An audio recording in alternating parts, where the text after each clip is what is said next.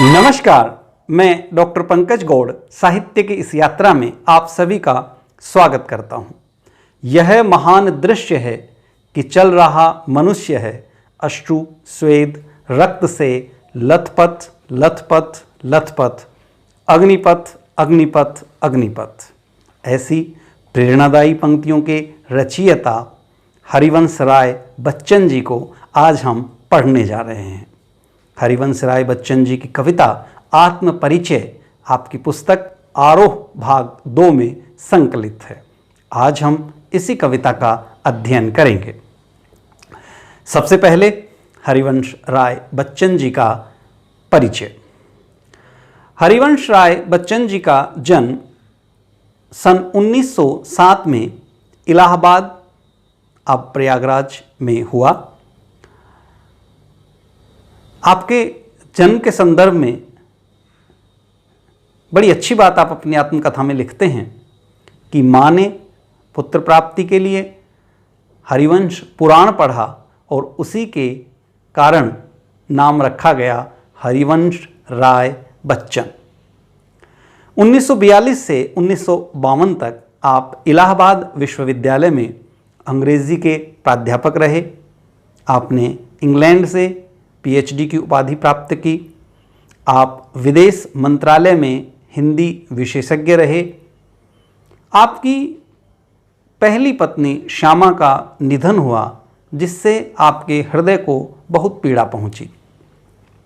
है चिता की राख कर में मांगती सिंदूर दुनिया, हाय कितनी क्रूर दुनिया, हाय मुझसे दूर दुनिया जैसी पंक्तियां आपने अपने उसी कालखंड में लिखी। बाद में आपका तेजी बच्चन जी से विवाह हुआ। बहुत ही सक्षम पारिवारिक संस्कार आपने अपने परिवार को दिए। अमिताभ बच्चन जी से सब परिचित हैं फिल्म संसार में, जिन्होंने यथेष्ट नाम कमाया। आपके काव्य में छायावाद की लाक्षणिक वक्रता की बजाय सीधी साधी जीवंत भाषा है, गेय शैली है और ये सीधे शब्द हृदय तक पहुंचते हैं। आपकी प्रमुख रचनाएं हैं मधुशाला 1935, जो आपके यश और कीर्ति का आधार है। मधुबाला सन 1938, मधुकलश 1938, निशा निमंत्रण, एकांत संगीत, आकुल अंतर, मिलन यामिनी, सतरंगिनी, आरती और अंगारे, नए पुराने झरोखे, टूटी फूटी कड़ियाँ, ये सभी आपके काव्य संग्रह हैं। क्या भूलूं क्या याद करूं, नीड़ का निर्माण फिर बसेरे से दूर, 10 द्वार से सोपान तक, ये आपकी आत्मकथा है जो 4 खंडों में प्रकाशित हुई। साहित्य संसार को आपकी आत्मकथा एक अनुपम भेंट है। इतनी तटस्थता के साथ अपने जीवन का मूल्यांकन शायद ही अन्य किसी साहित्यकार ने किया हो। उस पूरी आत्मकथा के माध्यम से आपका जीवन, सामाजिक राजनीतिक परिस्थितियाँ स्वतः ही जीवंत हो उठती हैं। आपने हेमलेट, जनगीता, मैकबेथ पुस्तकों के अनुवाद हिंदी में प्रस्तुत किए और आपने अपनी डायरी प्रवासी की डायरी के नाम से प्रकाशित की। आपका पूरा वाङ्मय बच्चन ग्रंथावली के शीर्षक से 10 खंडों में प्रकाशित हुआ। इस प्रकार साहित्य संसार को आपने अनेकानेक श्रेष्ठतम रचनाएं प्रदान की। यह यशस्वी कवि, जिन्होंने साहित्य के एक युग को नई दशा और दिशा देने का काम किया, हमारे बीच से सन 2003 में चले गए। आपने मुंबई में अंतिम सांस ली। आपकी साहित्यिक विशेषताओं में आप हाला प्यालावादी कवि कहलाते हैं, क्योंकि मस्ती और उल्लास को जिस प्रकार आपने स्वर दिया अन्यत्र दुर्लभ है। दिन को होली, रात दिवाली, रोज मनाती मधुशाला, या मंदिर मस्जिद बैर कराते मेल कराती मधुशाला जैसी पंक्तियाँ आप जैसे कवि की कलम से ही निकल सकती हैं। अनेक स्थानों पर आपके व्यंग बहुत गहरे हैं। यदि तुम्हारे सामने पहाड़ हों पेड़ हों तो पेड़ को काट डालो, पहाड़ को चीर डालो। और अन्यत्र वे लिखते हैं कि तुम साहित्यकार नहीं हो जो गत्यावरोध पर चर्चा किया करो। तो व्यंग शैली आपकी कविताओं की एक महत्वपूर्ण विशेषता है। मानवतावाद, सामाजिक यथार्थ, आशा का स्वर, सृजनात्मकता आदि आपकी रचनाओं की विशेषताएं हैं। आपने साहित्य के माध्यम से, आपका साहित्य इन विशेषताओं से समृद्ध है। भाषा आपने साहित्यिक हिंदी चुनी और इसमें भी आपने विशेष ध्यान रखा कि वह आम फहम की भाषा हो। उमर खयाम की रुबाइयों का आप पर विशेष प्रभाव रहा और उसे जन भाषा में जन जन तक पहुंचाने में आप सफल हुए। अलंकारिकता, प्रकृति चित्रण आदि आपके साहित्य की अन्य विशिष्ट विशेषताएं हैं। अब हम कविता का वाचन करेंगे। कविता है आत्म परिचय और जैसा कि कविता के शीर्षक से समझा जा सकता है, कविता में कवि अपने वैचारिक अपने विचार इस कविता के माध्यम से व्यक्त करते हैं, अपने बारे में अपनी बातें बताते हैं। सबसे पहले कविता का वाचन। मैं जगजीवन का भार लिए फिरता हूँ, फिर भी जीवन में प्यार लिए फिरता हूँ। कर दिया किसी ने झंकृत जिनको छूकर, मैं सांसों के दो तार लिए फिरता हूँ। मैं स्नेह सुरा का पान किया करता हूँ, मैं कभी न जग का ध्यान किया करता हूँ। जग पूछ रहा उनकी जो जग की गाते, मैं अपने मन का गान किया करता हूँ। मैं निज उर के उद्गार लिए फिरता हूँ, मैं निज उर के उपहार लिए फिरता हूँ। है यह अपूर्ण संसार न मुझको भाता, मैं स्वप्नों का संसार लिए फिरता हूँ। मैं जला हृदय में अग्नि दहा करता हूँ, सुख सुख दोनों में मग्न रहा करता हूँ। जग भव सागर तरने को नाव बनाए, मैं भव मौजों में मस्त बहा करता हूँ। मैं यौवन का उन्माद लिए फिरता हूँ, उन्मादों में अवसाद लिए फिरता हूँ। जो मुझको बाहर हंसा रुलाती भीतर, मैं हाय किसी की याद लिए फिरता हूँ। कर यत्न मिटे सब सत्य किसी ने जाना, नादान वही है हाय जहाँ पर दाना। फिर मूढ़ न क्या जग जो इस पर भी सीखे, मैं सीख रहा हूँ सीखा ज्ञान भुलाना। मैं और जग और कहाँ का नाता। देखिए कितने गजब की पंक्तियाँ हरिवंश राय बच्चन जी लिखते हैं। मैं और जग और कहाँ का नाता, मैं बना बना कितने जग रोज मिटाता। जग जिस पृथ्वी पर जोड़ा करता वैभव, मैं प्रतिपग से उस पृथ्वी को ठुकराता। मैं निज रोदन में राग लिए फिरता हूँ, शीतल वाणी में आग लिए फिरता हूँ। हों जिस पर भूपों के प्रासाद निछावर, मैं वह खंडहर का भाग लिए फिरता हूँ। मैं रोया इसको तुम कहते हो गाना, मैं फूट पड़ा तुम कहते छंद बनाना। क्यों कवि कहकर संसार मुझे अपनाए, मैं दुनिया का हूँ एक नया दीवाना। मैं दीवानों का वेश लिए फिरता हूँ, मैं मादकता निःशेष लिए फिरता हूँ। जिसको सुनकर जग झूम झुके लहराए, जिसको सुनकर जग झूम झुके लहराए, मैं मस्ती का संदेश लिए फिरता हूँ। व्याख्या के दौरान सबसे पहले आपको पता है प्रसंग, व्याख्या और विशेष। प्रसंग के अंतर्गत प्रस्तुत कविता हमारी हिंदी की पाठ्यपुस्तक आरोह भाग 2 से ली गई है। इसके कवि हरिवंश राय बच्चन हैं। कविता का शीर्षक आत्म परिचय है। इसमें कवि अपने बारे में अपनी भावनाओं को व्यक्त करते हैं। प्रारंभिक छंद में कवि कहते हैं, मैं जग जीवन का भार लिए फिरता हूँ, कि मैंने इस संसार के अनेक अनेक प्रकार के कार्यों को अपने इन कंधों पर ढो रखा है। फिर भी जीवन में प्यार लिए फिरता हूँ। और अधिकाधिक ऐसा होता है कि जब आप कार्य के बोझ से दबे रहते हैं तो आपके जीवन में प्रेम नहीं रहता, पर मैंने अपने जीवन में प्रेम को एक अनिवार्य तत्व मान करके उसे आत्मसात किया है।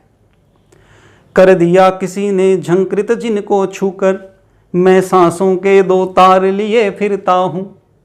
मेरी एक प्रेयसी हैं जो मुझसे प्रेम करती हैं, उन्होंने मेरे जीवन को जीवंत कर रखा है, उन्होंने मेरी सांसों को झंकृत कर रखा है, और मैं लगातार उस प्रेम को इस संसार में बांटता फिरता हूँ। मेरा हृदय प्रेम जैसे महत्वपूर्ण भाव से भरा हुआ है। मैं स्नेह सुरा का पान किया करता हूँ। दुनिया के लोग शराब पीते हैं और मैं स्नेह रूपी शराब का नशा करता हूँ, यानी मुझे प्रेम का ही नशा है। मैं कभी न जग का ध्यान किया करता हूँ। और संसार के बहुत से लोग हैं जो मेरे इस प्रकार के व्यवहार पर आश्चर्य व्यक्त करते हैं। वो चाहते हैं कि मेरे जीवन में इस प्रकार से प्रेम ना हो, मैं भी उन्हीं की भांति सांसारिक कार्यों में लिप्त रहूं, पर मैं ऐसे लोगों का ध्यान नहीं करता। जग पूछ रहा उनकी जो जग की गाते। और ज़्यादातर इस संसार में ऐसे लोगों की पूछ है जो लगातार सांसारिक बंधनों में बंधे रहते हैं, जो लगातार केवल संसार के सामान्य कर्मों का विवरण व्यक्त करते रहते हैं। लेकिन मैं अपने मन का गान किया करता हूँ। मैं तो मेरे हृदय के जो भाव हैं, जो प्रेम और उल्लास और मस्ती है, उसे लगातार अपने साहित्य के माध्यम से व्यक्त करता रहता हूँ। आगे कवि कहते हैं, मैं निज उर के उद्गार लिए फिरता हूँ। मेरे हृदय में मेरे अपने भाव हैं, मैं उन्हीं भावों को, उन्हीं विचारों को, मेरे हृदय के भावों को अपनी कलम से वाणी देता हूँ।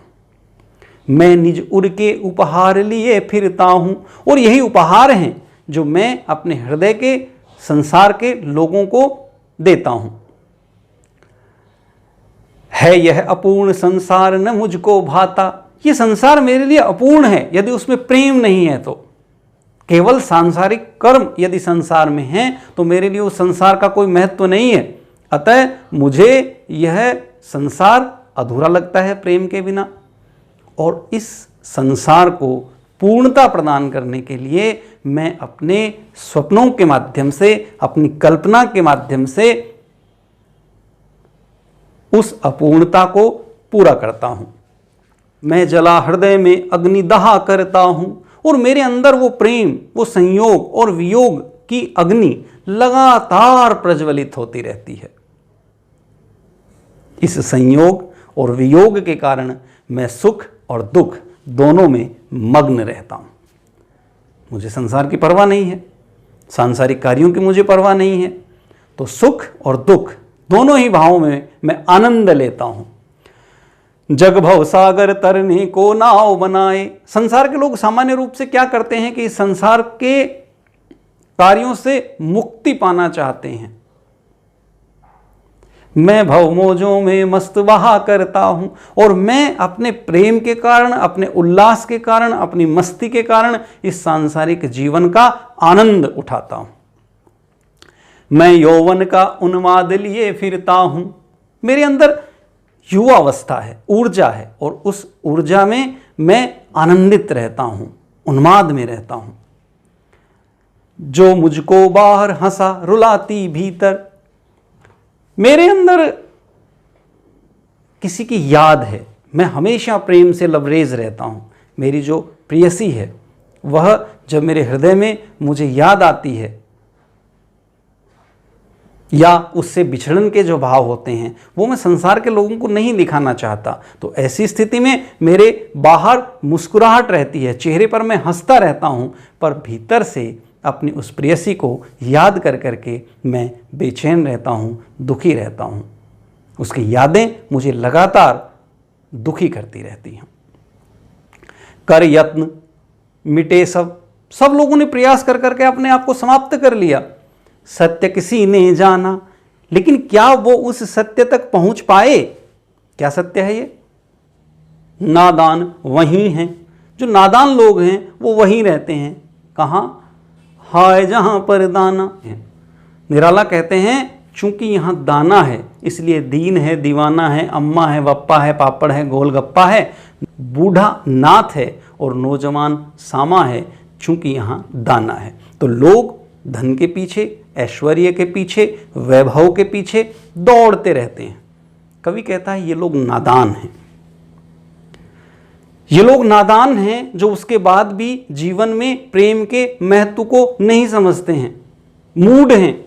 इन्हें सीख लेना चाहिए और मैं इन लोगों से इस प्रकार का ज्ञान प्राप्त नहीं करना चाहता। इसलिए इन लोगों ने जो मुझे ज्ञान दिया है उस ज्ञान को, सांसारिक ज्ञान को भूलकर मैं प्रेम, उल्लास और मस्ती का पाठ सबको पढ़ाना चाहता हूं। मैं और जग और कहां का नाता। मेरे भाव कुछ दूसरे प्रकार के हैं, संसार की आवश्यकताएं कुछ अन्य प्रकार की हैं और इन्हीं कारण से हम दोनों के बीच में संबंध नहीं बन सकता, मेल नहीं हो पाता। मैं और जग और कहां का नाता। मेरा व्यक्तित्व अलग तरह का है, संसार की मानसिकता अलग तरह की है। कुछ इसी तरह की बात महादेवी वर्मा कहती हैं। महादेवी वर्मा कहती हैं कि तुझ में चीर सुख, मुझ में चीर दुख, कैसे होगा प्यार ओ पागल संसार। तो चूंकि हम लोगों के विरोधी मानसिकता है, अतः हम लोगों के संबंध नहीं हो सकते। मैं बना कितने जग रोज मिटाता। और मैं एक कवि हूं, मेरे अंदर कल्पना शक्ति है। मैं अपनी उस कल्पना शक्ति के माध्यम से नए नए संसारों का निर्माण करने का सामर्थ्य रखता हूं और ऐसे संसारों को समाप्त कर देता हूं। जब उनसे संतुष्ट नहीं हो पाता तो नए नए सृजन करने का मुझ में सामर्थ्य है। जग जिस पृथ्वी पर जोड़ा करता वैभव, लोग इस संसार में लगातार वैभव को जोड़ा करते हैं, धन और ऐश्वर्य को जोड़ा करते हैं, लेकिन मुझे उसकी कोई आवश्यकता नहीं है। अतः मैं अपने पैरों से ठोकर मारता हूं या उसे ठुकरा देता हूं। आगे कवि कहते हैं मैं निज रोदन में राग लिए फिरता हूं। यद्यपि मैं अपनी शब्दों के माध्यम से, अपने साहित्य के माध्यम से, अपने विचारों के माध्यम से, कुछ लोगों को ऐसा लगता है जैसे रो रहा हूं, पर मेरे इस रोने में भी संसार के प्रति प्रेम छिपा है, प्रेम का संदेश छिपा है। शीतल वाणी में आग लिए फिरता हूं। मेरी वाणी शीतल है, मेरे शब्द बहुत सहज हैं, लेकिन इन सहज शब्दों के माध्यम से मैं वैचारिक रूप से एक परिवर्तन लाने का सामर्थ्य रखता हूं। अतः वह परिवर्तन की आग मेरी इन कविताओं में भरी हुई है। हो जिस पर भूपों के प्रासाद निछावर, बड़े बड़े राजाओं के महल जिस पर न्योछावर किए जा सकें, जिस पर वारे जा सकें, मैं वह खंडहर का भाग लिए फिरता हूं। यद्यपि मेरे पास ये मेरे जो विचार हैं ये आपको टूटे फूटे खंडहर दिखाई दे सकते हैं, लेकिन इन विचारों के माध्यम से इस संसार में एक ऐसा परिवर्तन आ सकता है जो परिवर्तन बहुत ही मूल्यवान है, जो बहुत ही महत्वपूर्ण है, जो इस संसार के लिए बहुत ही आवश्यक है। अतः उस पर बड़े बड़े राजाओं के महलों को, बड़े बड़े विचारों को वारा जा सकता है, समाप्त किया जा सकता है। मैं रोया इसको तुम कहते हो गाना। दरअसल ये जो मेरे गीत हैं, इन गीतों के अंदर जो मेरी व्यथा है, उस व्यथा के कुछ गहरे मायने हैं। मैं फूट पड़ा तुम कहते छंद बनाना। हम जानते हैं कि कविता में लगातार भावोद्रेक होता है। जब आप अपनी भावनाओं को, अपने विचारों को हृदय में नहीं रख पाते हैं, उनको प्रकट कर देते हैं, उनको प्रस्तुत कर देते हैं, तभी कविता बन पाती है। तो कवि कहता है कि मेरे छंद मेरे उन्हीं भावों का विस्फोटन है, प्रकटीकरण है।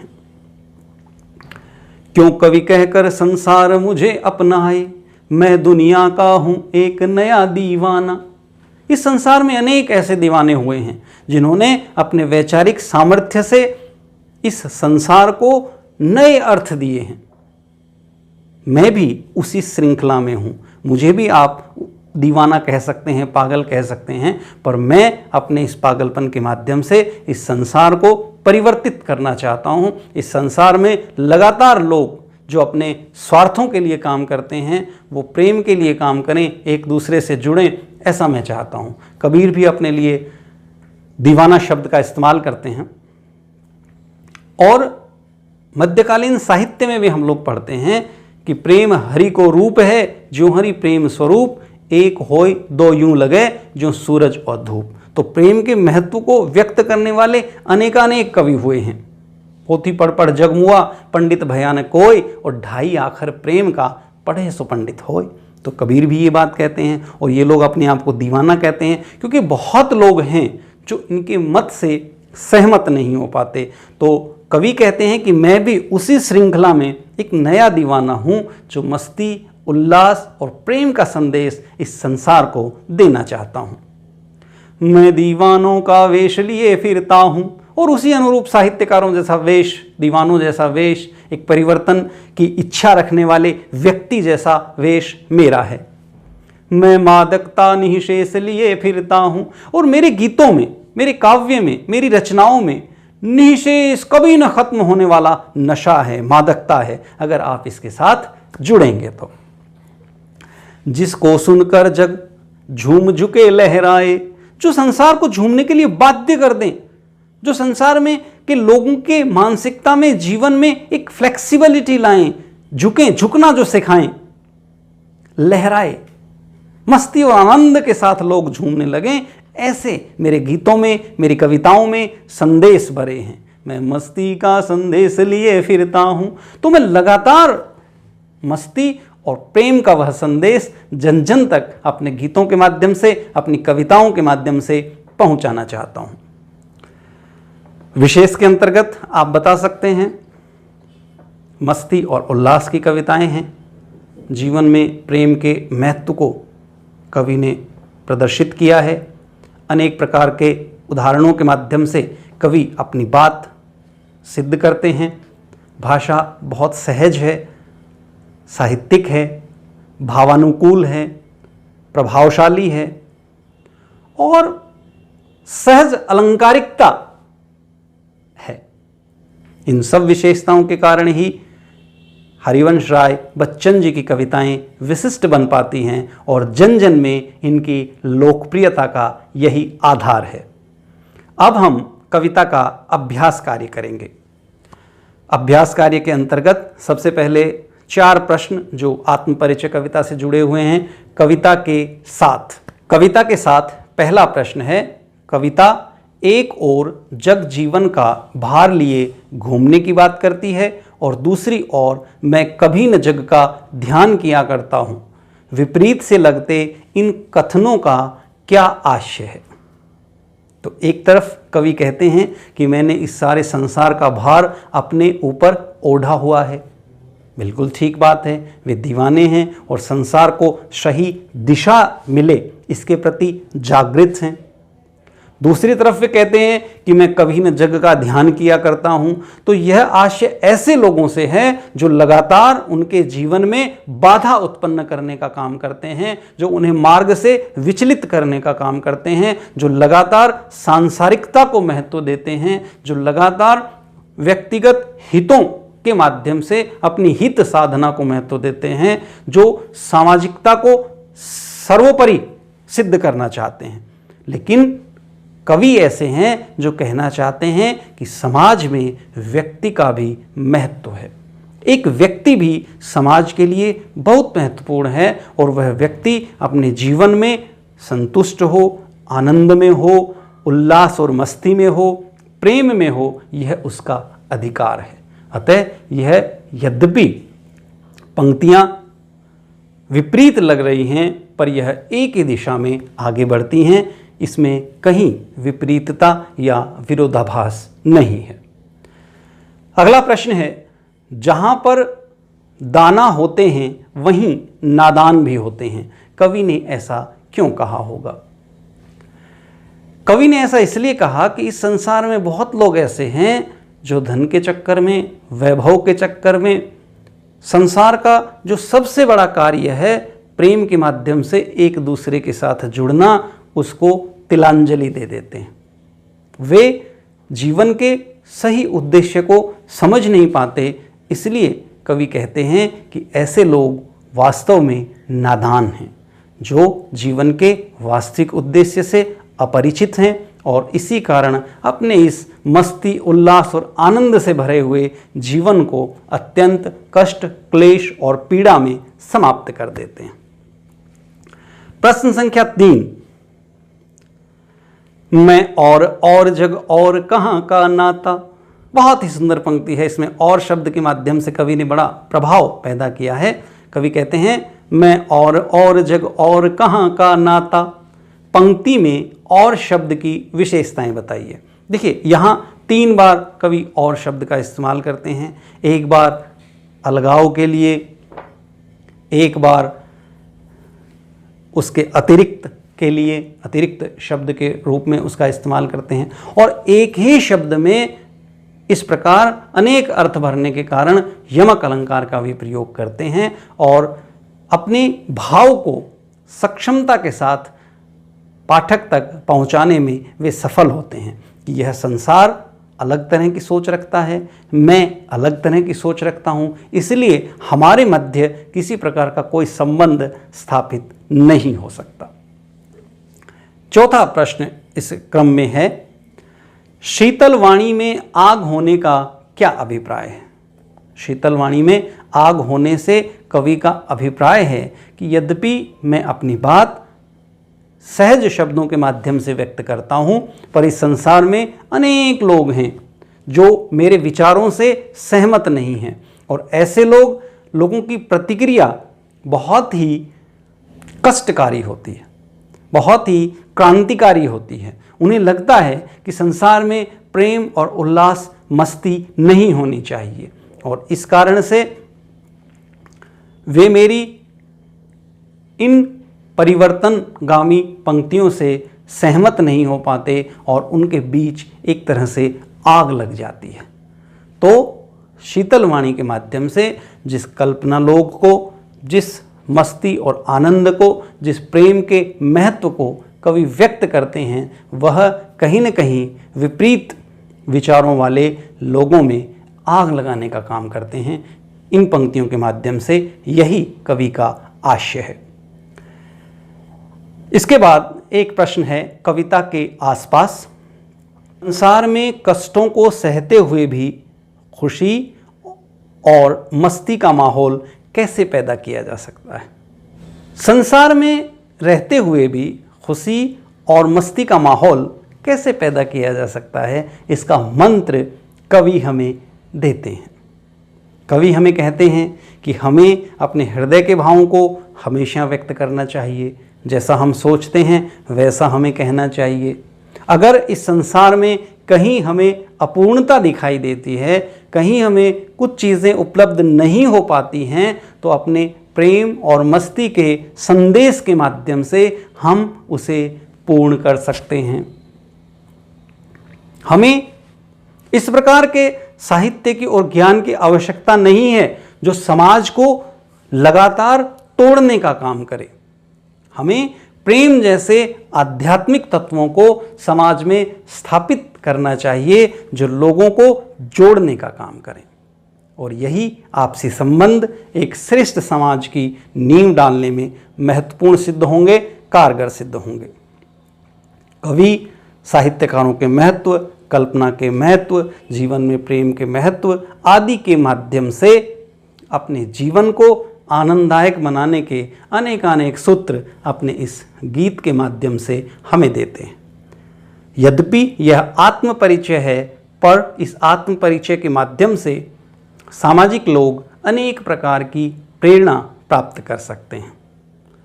यह अभ्यास कार्य आप पूरा करेंगे, कविता का पुस्तक से आप वाचन करेंगे, उसे कंठस्थ करेंगे। निश्चित रूप से यह एक बहुत ही आनंददायक और महत्वपूर्ण कविता है, जिसे करना आप लोगों के लिए लाभप्रद रहेगा। इसी क्रम में अंतिम जो अभ्यास में प्रश्न दिए गए हैं वे हैं आपसदारी, और आपसदारी के अंतर्गत आत्मकथ्य कविता, जो जयशंकर प्रसाद जी की कविता है, उसके अंश दिए गए हैं। आत्मकथ्य। मधुप गुनगुना कर कह जाता कौन कहानी यह अपनी, उसकी स्मृति पाथेय बनी है थके पथिक की पंथा की, सीमन को उधेड़ कर देखोगे क्यों मेरी पंथा की, छोटे से जीवन की कैसे बड़ी कथाएं आज कहूँ, क्या यह अच्छा नहीं कि औरों की सुनता मैं मौन रहूं, सुनकर क्या तुम भला करोगे मेरी भोली आत्मकथा, अभी समय भी नहीं थकी सोई है मेरी मौन व्यथा। जयशंकर प्रसाद। तो जयशंकर प्रसाद जी की इस कविता के साथ जब हम आत्म परिचय की तुलना करते हैं तो हम देखते हैं कि वह छायावादी कविता है और बच्चन जी की यह उसके बाद की कविता है। बच्चन जी जहां अपने हृदय के भावों को किसी प्रकार से छिपाते नहीं हैं, बहुत स्पष्टता के साथ वे अपने प्रेम को स्वीकार करते हैं, वहीं छायावादी मोहपास में बंधे जयशंकर प्रसाद जी बहुत ही शालीनता के साथ, सहजता के साथ, उस मस्ती और उल्लास के साथ अपनी बात नहीं रखते, वे केवल संकेतों के माध्यम से अपनी बात कहते हैं। तो इस प्रकार इन दोनों कविताओं की तुलना के माध्यम से हम दो विचारधाराओं में अपने आप को व्यक्त करने के सामर्थ्य को भी जान सकते हैं। आत्मपरिचय कविता एक बहु प्रशंसित कविता हरिवंश राय बच्चन जी की है। इस कविता के माध्यम से कवि अपने समस्त भावों को खोल करके प्रस्तुत करते हैं। वे समाज में प्रेम के महत्व को कविता के माध्यम से व्यक्त करते हैं और मानते हैं कि सामाजिक जीवन के साथ साथ व्यक्ति का व्यक्तिगत जीवन भी बहुत ही प्रफुल्लित, आनंददायक, मस्तीपरक और प्रेम से सराबोर होना चाहिए। अपने भावों को स्वच्छंदता के साथ, स्वतंत्रता के साथ व्यक्त करने का हक किसी भी सामाजिक को मिलना चाहिए।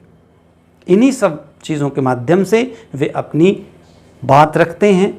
वे कविता की रचना प्रक्रिया के संदर्भ में भी बताते हैं कि किस प्रकार भावोद्रेक की स्थिति में ही कवि अपने भावों को व्यक्त कर पाता है। अतः निश्चित रूप से यह एक बहुत ही आनंददायक, महत्वपूर्ण, मस्ती और उल्लास की कविता है। आप इसे कंठस्थ करें तथा कविता के अभ्यास कार्य को याद करें। धन्यवाद। आपका दिन शुभ हो।